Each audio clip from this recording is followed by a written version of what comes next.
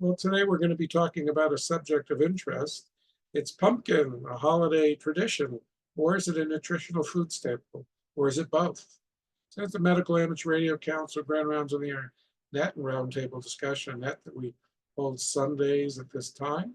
Historically, the reason for Grand Rounds on the Air on Sunday morning is not as an affront for those that need to be at church during this time, but because that was the morning where physicians weren't rounding in the hospitals and more likely would be able to participate. So please understand the origins of that. And the presenter today, myself, leading the topic discussion is Jay Garlitz, AA4FL is the home call. Thank you for being here with us today. So what is our concept of pumpkin in the USA? I mean, we have all these images from Thanksgiving, from Halloween, what a pumpkin looks like. But is that really what a pumpkin is in the world's perception? But in the USA, how did that formerly ubiquitous pumpkin become a Thanksgiving treat? I mean, was this always just a holiday treat, or was it something that was part of the general diet? And if you go online, and you can find many, many articles. One that I'm going to be talking from right now was in Smithsonian Magazine. So if you Google how the formerly ubiquitous pumpkin became a Thanksgiving treat, you'll find this particular article by Lorraine Bessenault. It was a 2018 article, and some of the concepts and quotes from the article that at one point, squash was so ubiquitous as bread, and sometimes even more so, as American colonists would rely on it to make bread when their harvest of wheat fell short. I've never had pumpkin bread. I didn't realize you could make pumpkin flour out of it, but I assume that's what the intention is. But how did pumpkin go from an everyday produce to a seasonal treat? Because it's a story that's actually more than 10,000 years in the making. And that was something that came out in the article and during our digital net this morning and discussions, some additional comments that we'll have Chip N5RTF make in addition to the food about during this presentation we'll call on Chip. So the cheerful pumpkin is known by a species name. Cucurbita pepo is a species that also includes acorn squash, ornamental gourds, and even zucchini. And all these different forms are cultivars, varieties of the same species that are selected in certain forms by human farmers. And yes, they're technically fruits. I mean, after all, their seeds are in the inside, but they're collectively referred to as vegetables. And before humans arrived here in the Americas, there were wild forms of these squashes. They grew in natural abundance around floodplains and other disrupted habits with the help of enormous mammalian herbivores, creatures like the giant ground sloth and mastodons, and they created the perfect environment for those wild squashes to be propagated, for the seeds to be spread. And when humans arrived and hunted those massive herbivores to extinction, many of those wild squashes and gourds went extinct as well. The ones that survived managed to do so because humans continued growing them, making squashes, including in the pumpkin form, the first domestically used plant in the Americas. An archaeologist unearthed the oldest example, according to this particular article in Smithsonian Magazines, here in Mexico, 10,000 years ago, astonishingly, millennia before the appearance of domesticated corn or beans. And in our net discussion this morning with Chip N5RTF, he had an interesting perception on that she didn't take into account, and I totally forgotten, something that's extremely important as to why this occurred. Chip, would you like to go ahead and tell us a little bit this, and return the mic over to you, N5RTF? This is Whiskey Bravo 5 Delta. Thank you, Jay. This is something I read many years ago, and I don't have the reference anymore. But one of the things that you might notice is, you look around you, you may or may not have any food available, but almost everybody surely has a cup, and they're drinking something. Water is much more important than food. You can go 5 weeks without eating, but you can only go about 3 days without water. So one of the most important things for early humans was to be able to carry water from one source to another. That would greatly increase their range for a hunter-gatherer society to be able to carry water with them. And one of the few things they had to carry water in was gourds. So gourds were extremely valuable, and every year they would go back to the same spot to harvest the gourds. They would probably scrape them out right there to decrease the weight. And as they scattered the seeds, somebody was one day smart enough to realize that wherever they threw the seeds last year, there were new gourds this year. And since the seeds are fairly large, if they made the connection, they could have actually started planting them or even carrying them back with them to another site, perhaps planting them everywhere they went in their travels so there'd always be gourds available to carry water in. N5RTF. N5RTF, Whiskey Bravo 5 Delta. Thank you for that fascinating explanation, because this article just passed over that.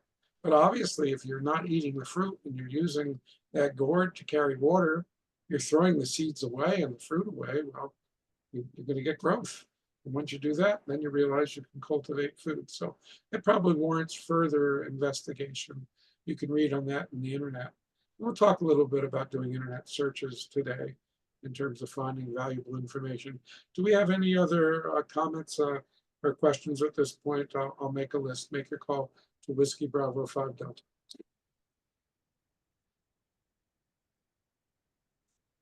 None heard yet early in the presentation, and we'll pause here for a section for additional check-ins. I do have November 0 Alpha Radio November and Kilo Charlie 9 Charlie Sierra checked in. Are there any additional check-ins? Make your call to Whiskey Bravo 5 Delta.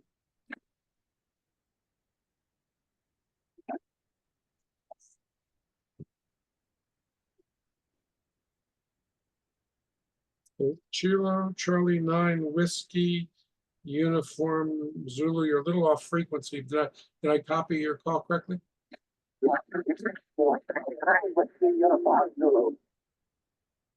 Is it William Whiskey Kilo Charlie 9 Whiskey Uniform Zulu QSL?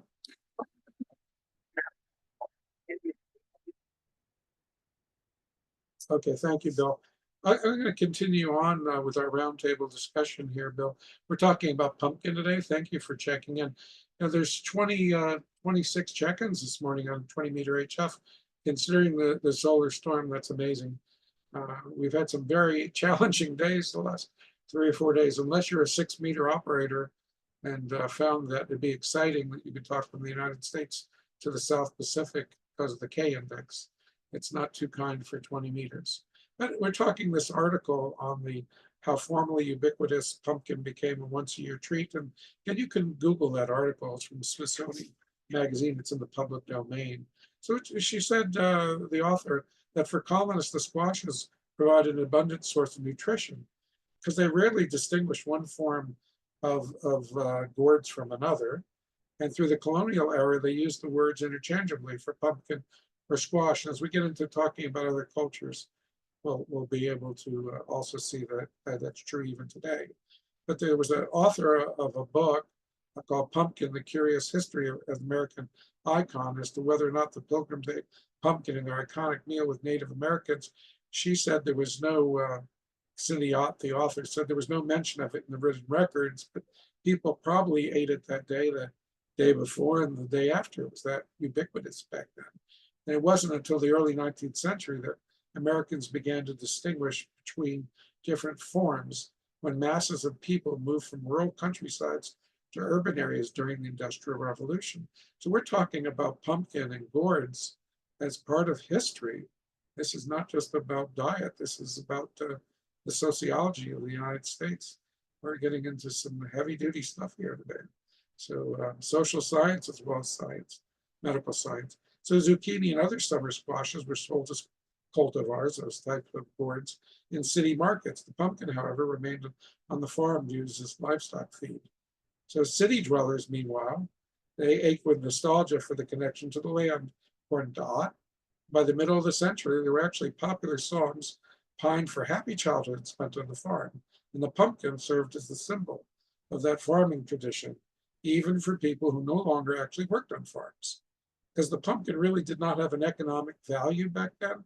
in the new industrial economy, Ott says, but the other squashes are associated with daily life. But the pumpkin represented abundance and pure agrarian ideals. So thus, Thanksgiving, really fascinating. And look at the size of some of the pumpkins now, maybe about a couple thousand pounds. Chip, imagine if they had those available then when they had cultivated things well enough. That would have held a lot of water, don't you think?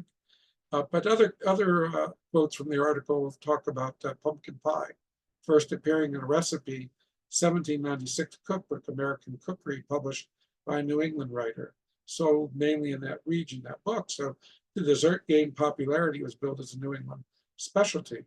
So that was a connection to the North. Now we're getting to the Civil War connections. And since it had a connection to the North, it was appropriated by abolitionists leading up to and during the Civil War, she says. So women who championed the anti-slavery cause also wrote poetry and short stories about pumpkins, praising them as a symbol of the resilient Northern family farmer. And the status of the squash rose to national prominence in 1863 when President Lincoln, at the behest of numerous women abolitionists, named the fourth Thursday in November as a national holiday. Pretty heavy stuff there to talk about. Pretty interesting. Just goes to show you that when you go to research one thing on the internet, you often find information that takes you in a whole another direction. The trick is to find information that's relevant. I did not check the background on these books to confirm it from other sources. So please don't take this as gospel, but it's information that if you find interesting, you can pursue further knowledge. Any comments up to this point or additional check-ins? Maker called to Whiskey Bravo 5 Delta.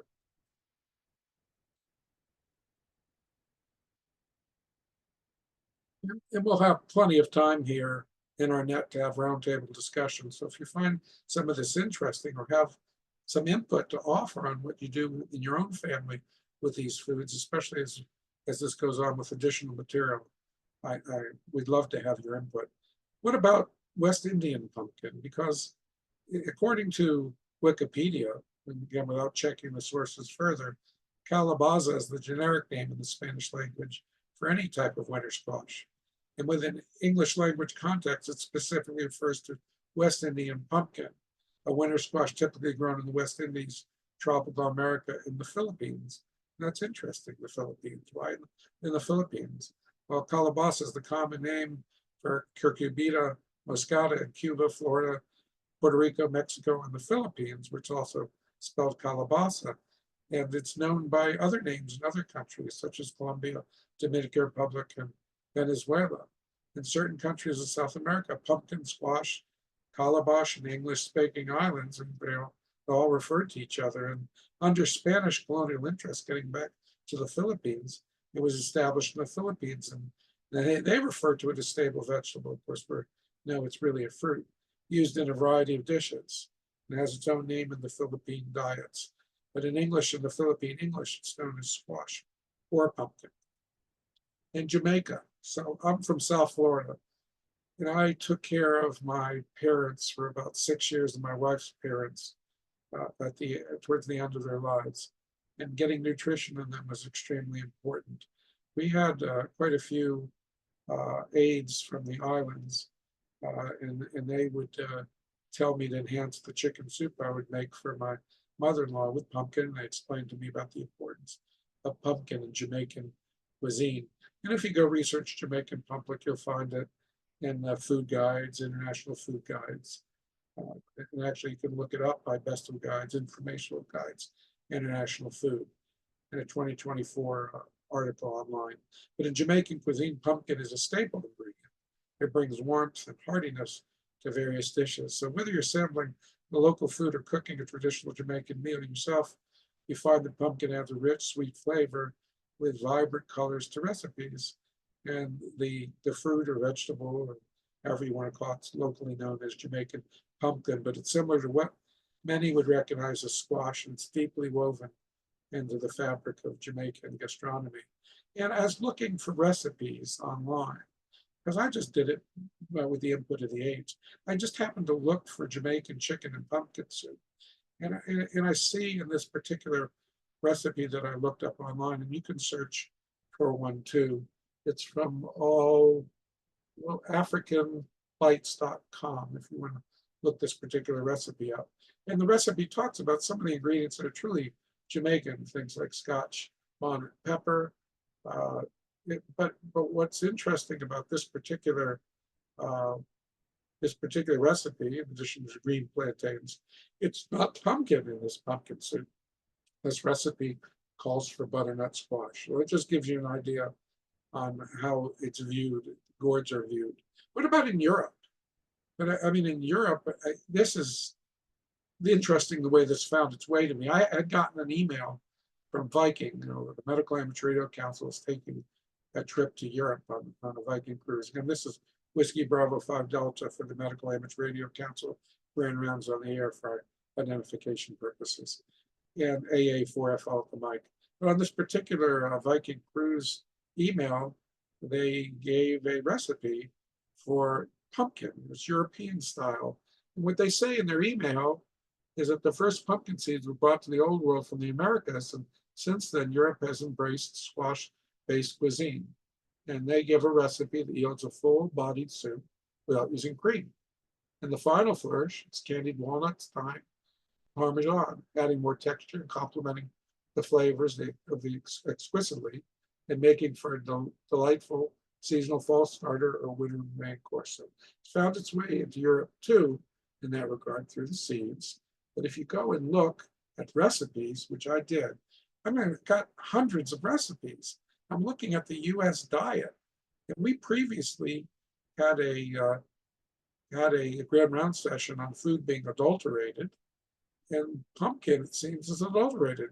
I'm looking at all these recipes, and many of them are holiday related, but even the soups in our diet, we add so many unhealthy ingredients to a healthy food. So are we actually transforming the pumpkin away from its purpose or its help as a food staple and doing it just for pleasure purposes? So please take a chance and look up pumpkin recipes in the United States and see if you think that alteration or addition of additional foods has diminished the nutritional value. But what about the science and the nutrition?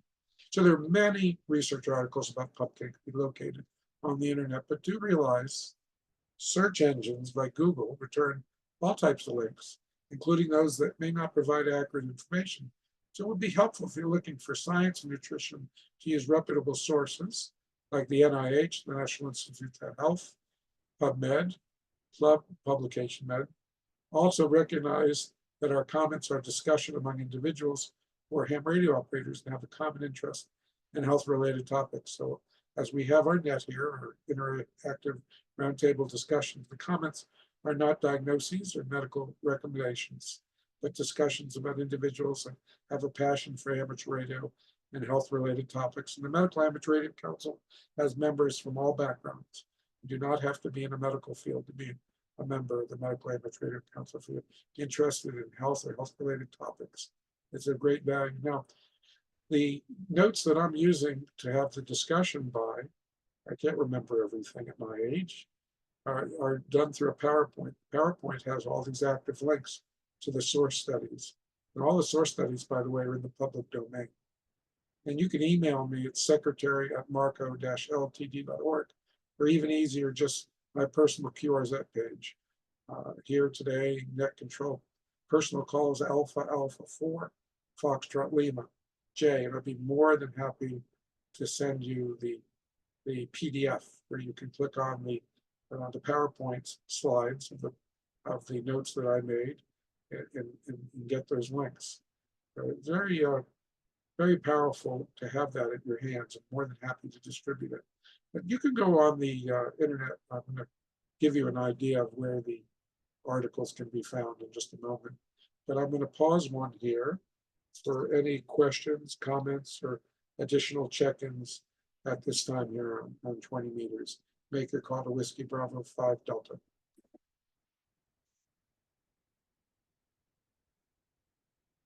Okay, no comments now. I certainly hope that we're going to get some comments about family recipes and how pumpkin is incorporated into your personal holiday celebrations. And that makes for the fun of it here. We're not trying to downplay as a cultural importance a pumpkin in our holiday traditions, adulterated or not. But we're just pointing out that there is a difference in nutritional value and overall balance and just the pumpkin itself. And even within the pumpkin, parts of the pumpkin, because with the pumpkin's not just one fruit. I mean, it's a fruit that's got a peel, it's got the fruit itself, and it's got seeds within being the fruit. But the article that I'm going to start with is from a journal called Plants, Nutritional Value, Phytochemical Potential, and Therapeutic Benefits of Pumpkin.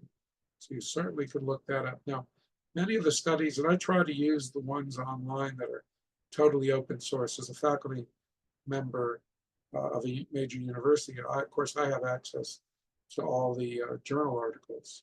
But none of these are straight from journals that are not shared in the public domain.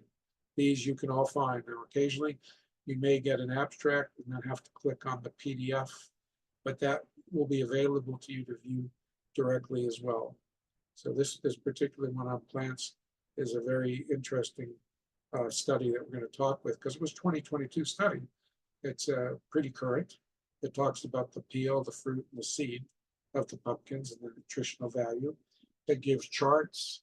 It gives charts about the basic nutritional compositions, the mineral compositions, vitamin compositions. And when you look at the charts, when you bring up the article, you'll be surprised the differences between all three, the peel, the fruit, and the seed. There's advantages in different ways. I don't know how many people are using pumpkin peel in their recipes, but even in the fruit and the seed, there's different advantages to go ahead and using that in your diet. And the nutritional value, of course, pumpkin is well known as a multifunctional ingredient in diet. It's full of nutrients. And it's opened new vistas for scientists during these last few years to investigate the fruit of the pumpkin, including the flesh, seed, and peel, are a rich source of primary and secondary metabolites, including proteins, carbohydrates, etc. We go into a lot of other details. The climber is traditionally used in many countries. Now, it also is used in other European countries, things like Austria, Slovenia, Hungary, and of course, Mexico, which we expect, Spain, and several Asian and African countries, because it's a functional food. It provides health promising properties. So we're looking at something that's nutritional, but also we're looking at something with potential therapeutic benefits. Of course, research needs to be done for that to be established. But other benefits, and some of them I'm not going to get to the details. There's a long list of claims from the particular study. You know the way claims are. There's a work in progress, I'm sure, has to be confirmed by multiple studies, but some of them are wound healing, antimicrobial, anti-inflammatory, anti-ulcerative properties, and even some that are more in the prostate realm. And, you have to have drug delivery, so it's the pumpkin seeds being made into drugs that also have potential, but a lot of research is still required for that to come into view. And this particular review online focused on compiling and summarizing the most relevant literature to highlight the nutritional value, the phytochemical potential, the therapeutic benefits of pumpkin. And you could look that one up and just Google, as we talked about before. If you want to, once again, request the slides of the notes that I'm working off, just email me through my AA4FL QRZ page. So this is the Medical Amateur Radio Council of 5D, grand rounds on the internet. I see we do have a few more check-ins. We have WW9F is checking in by way of NetLogger. And we have a few others as well. We have KB0BFU, who's also coming in through NetLogger. So I'm not sure how many of you are familiar with NetLogger, but it's a good aid running nets. It gives you a chance to go up to that NetLogger and see who is checked in. And that helps to guide the conversation as well. Not everybody can have a path to Florida. And when you can't check in by way of HF and relays, you can certainly check in by way of NetLogger. So just Google NetLogger for that information. But because of the nutritional value, you're getting a lot of increasing attention because of its profile. They're harvested worldwide because it's easy and economical, environment friendly to grow squashes.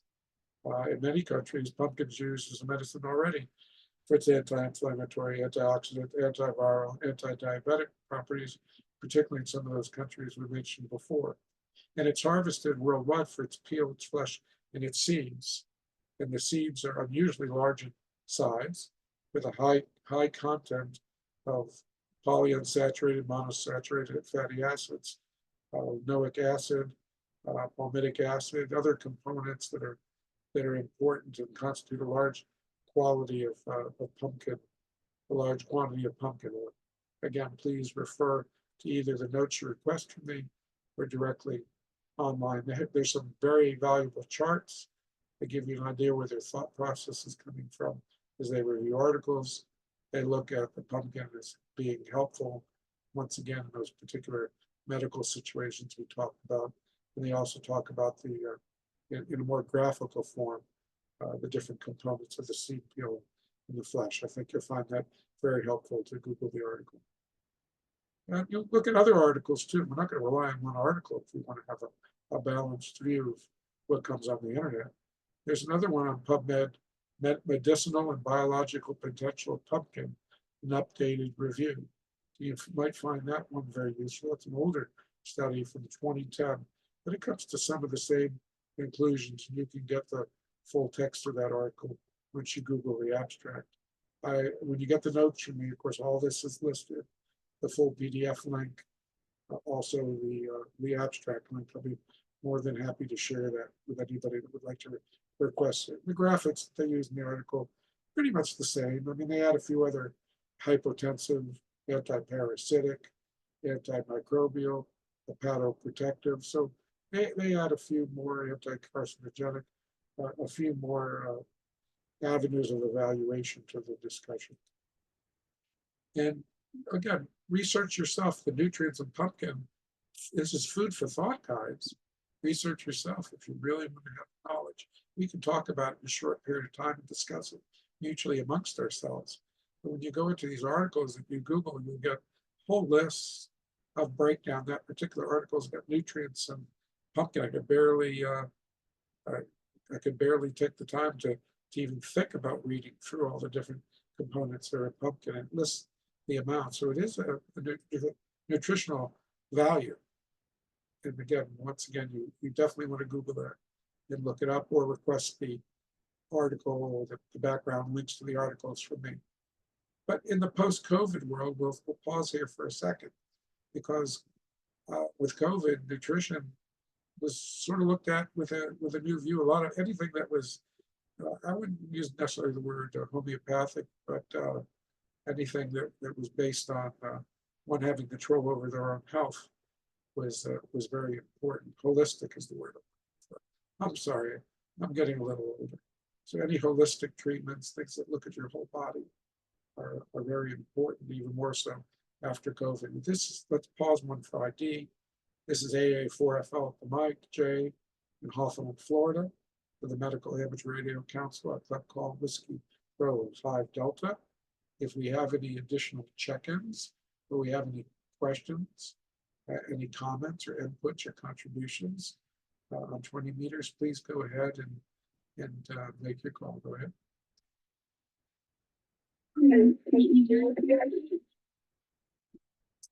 KE0PIE, go ahead, Trina.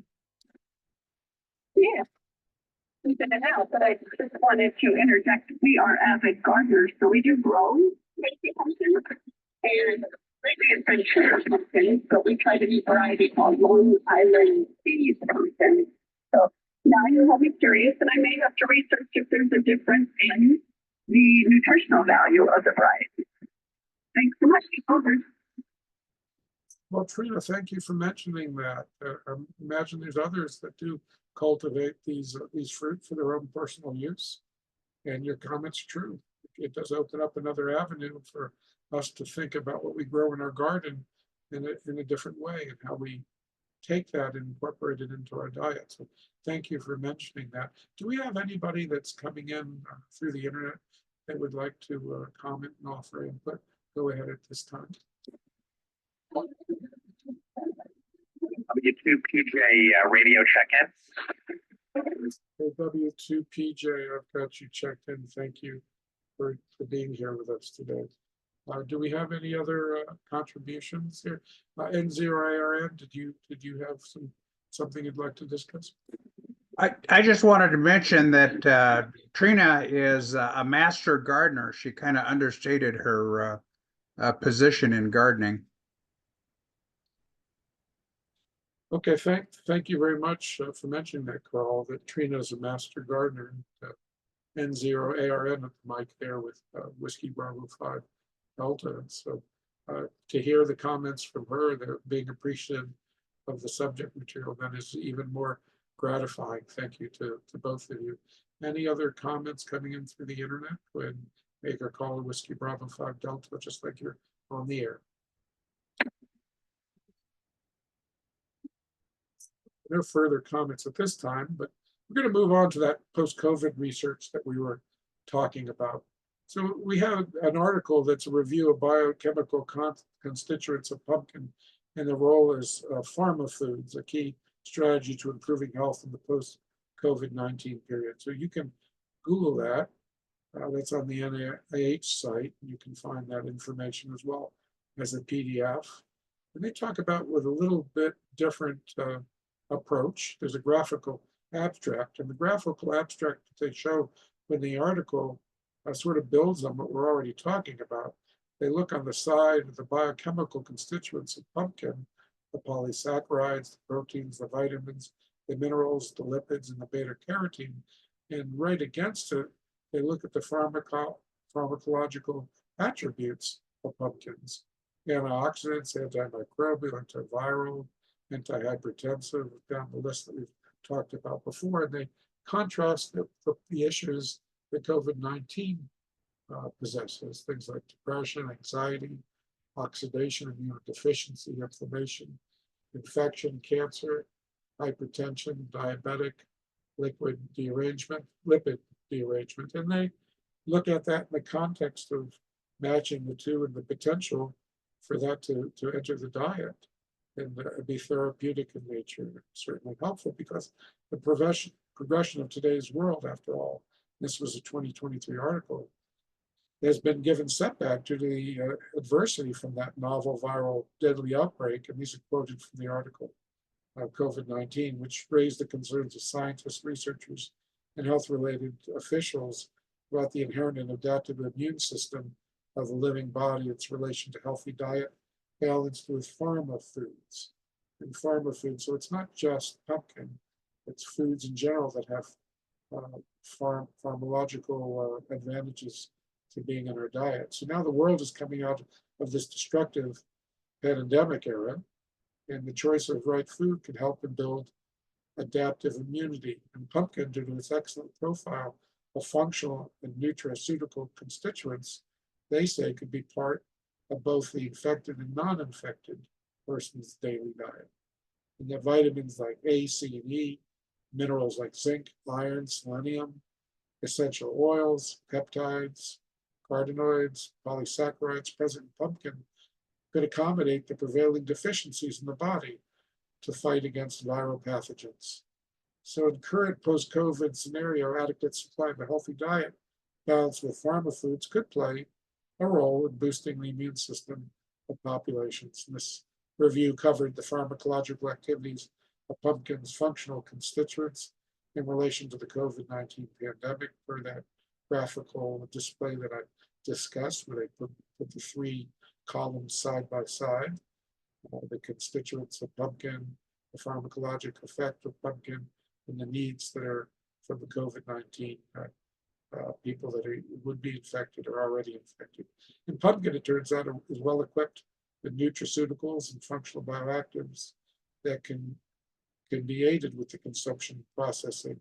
And again, these articles all refer to it as a remarkable vegetable, which technically, I believe it's a fruit, but regardless of that, it be encouraged as a pharma food due to those particular properties that we talked about. And the need of healthy eating in the post-COVID-19 period is crucial for a healthy population, according to the articles. And medicinal foods like pumpkin play a vital role in developing a healthy community around the globe. So we talked about earlier some of the studies of how easy it is to grow pumpkin, how environmentally at ease. It's at ease. To us, in a way, it's ornamental or a throwaway fruit, unfortunately. But think about some of the nutrition in other parts of the developing world. Maybe this article doesn't seem to be as important to us in the developed world, where we have a great opportunity to have education and support systems when we have a serious pandemic. It took a while, but it did happen. But think about other parts of the world where that's not true, where the diet might be deficient, and what the capabilities and possibilities are here.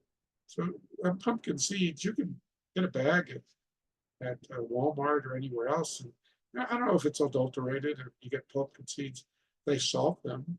I mean, the seeds are cooked in oil. Interesting enough, the bag that I grabbed, it's vegetable oil. I thought pumpkin oil was supposed to be so healthy. I'm sure they had a good reason for it. It wasn't just economic. But you can certainly, I have a problem with pepitas, roasted and salted pumpkin seeds in my house. It contributes to my weight gain. I just eat too many of them. But we do like putting them on salads to make our salad a little more textural and tasty. So we're not adulterating our salads by a few pumpkin seeds. But in the post-COVID research, we talked about the pumpkin seeds themselves now, but they're also a good source of edible oil and protein. They're about 42% fat, 25% protein. And as you look at those seeds, they have fiber as well as the carbohydrates. And they do differ from different regions. In this particular case, it was from regions of Cameroon and Africa that was looked at. And they gave the range they found. And there are other studies that they quote that studied the chemical composition from China and Egypt. And of course, those variations were there, but all the family oil seeds were determined to be rich sources of some essential amino acids. And also protein digestibility was quoted there. So that's all I have for the actual informational part of today's discussion.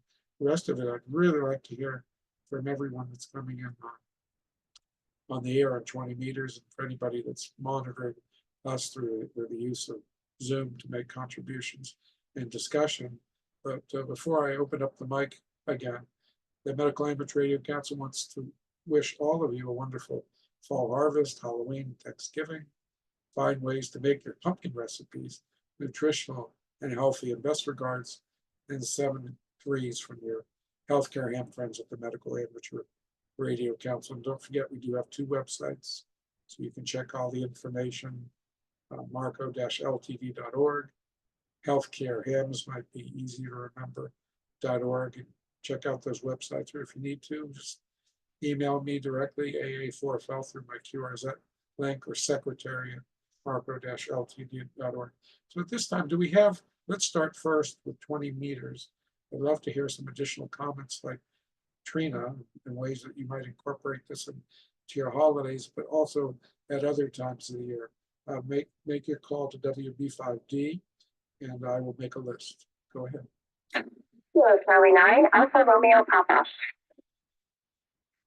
I have Kilo Charlie 9, Alpha Romeo Papa that would like to contribute some discussion. Do we have anyone else on the air that I can add to the list? To repeat your call, please.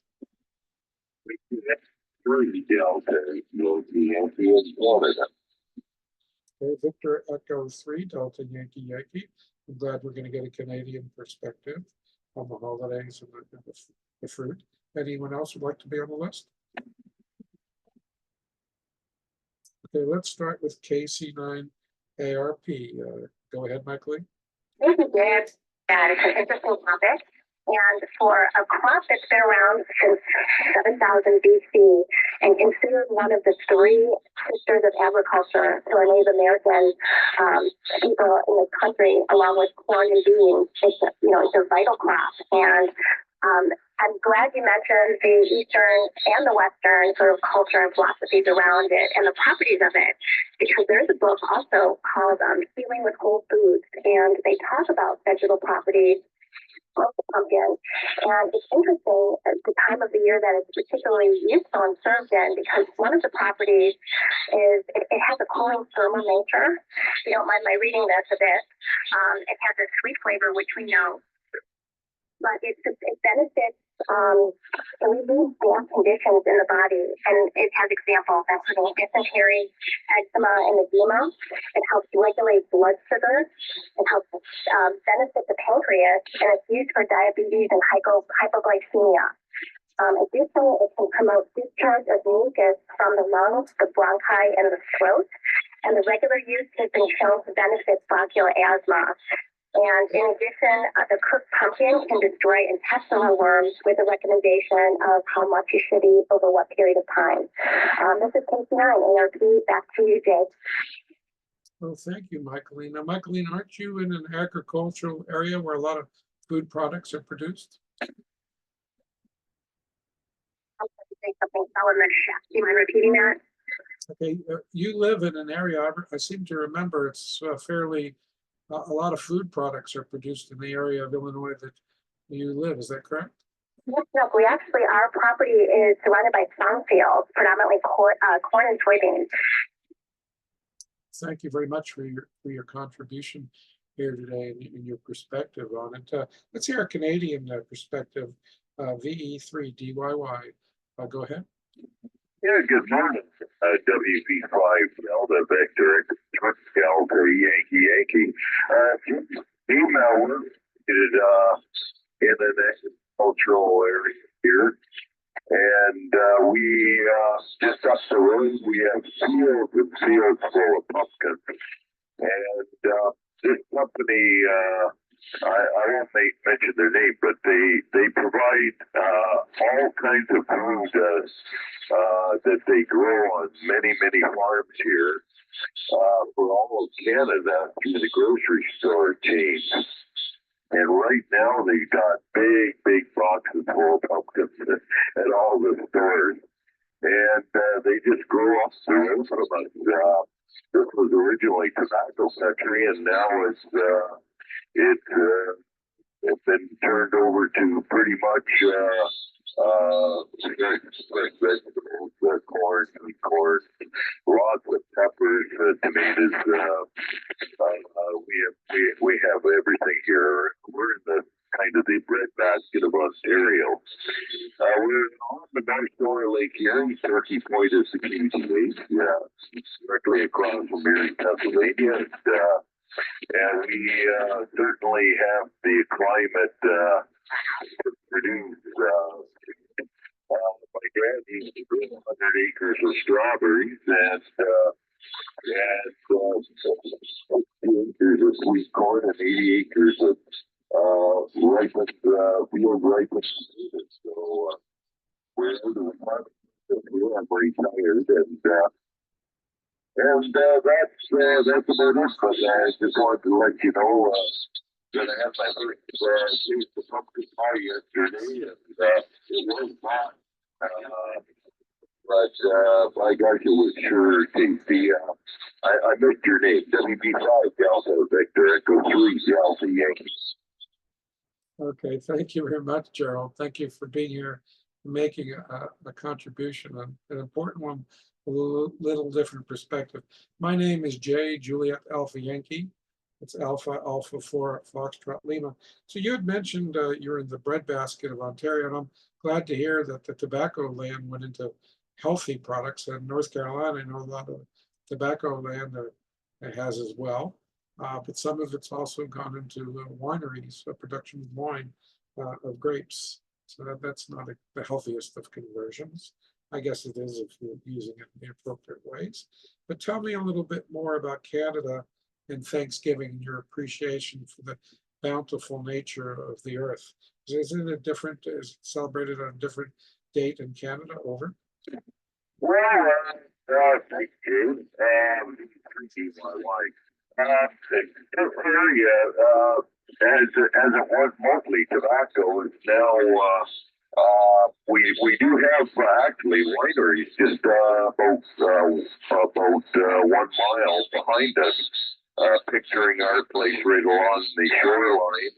We have about 1,000 feet of coastline, and then about 80 well, about 10,000 acres of swamp. And beyond that is all sand. We agricultural, the whole county is mostly all sand. And we have a lot of grapes grown and wines that are provided in our parliament in Ottawa.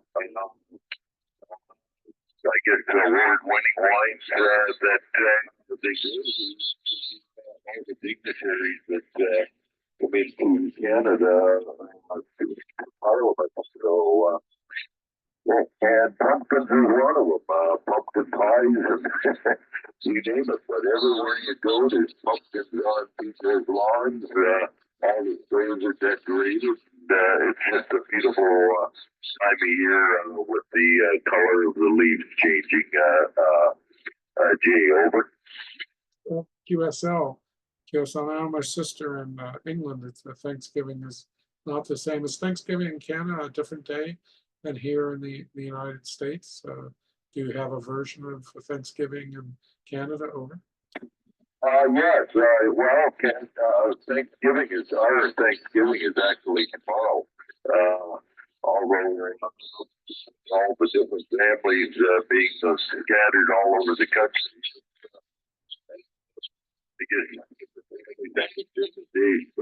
We actually had our Thanksgiving a week ago because my sister-in-law is touring the Mediterranean right now, so that's what it is.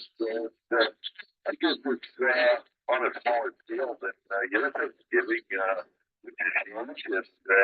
But everybody still enjoys Thanksgiving here. Over. QSL, thank you for the explanation and happy holiday to you. I can understand with the largeness of Canada and how spread out everything is for the population, how that you might have to celebrate at different times, but we do appreciate your perspective on the holidays. So the ornamental use of pumpkins and associating it with holidays, no matter what country, and the farming aspect of it. We appreciate your input on the farming and the family tradition and history of farming is gratifying to hear. Thank you for being here with us today on our net. Again, this is Whiskey Bravo 5 Delta with Alpha Alpha 4 Foxtrot Lima at the microphone as net control and control operator here today. As you notice, some of the audio feeds, we have people sitting here by my side essentially that are licensed and operating and getting the audio here onto the net. So do we have any input from the internet side, from the Zoom side? Go ahead and make your call, make a list.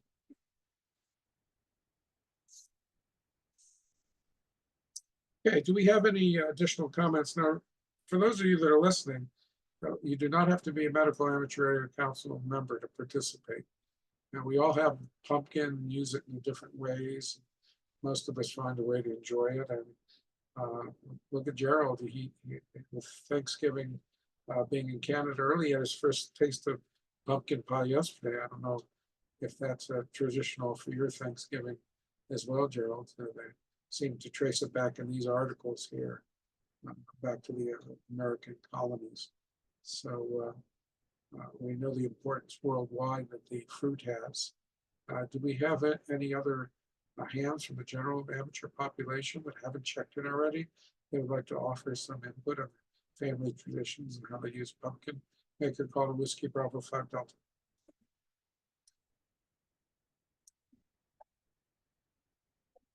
Okay, at this point, we do appreciate that. I am going to start to wind down the net. And we appreciate everybody being here with us today.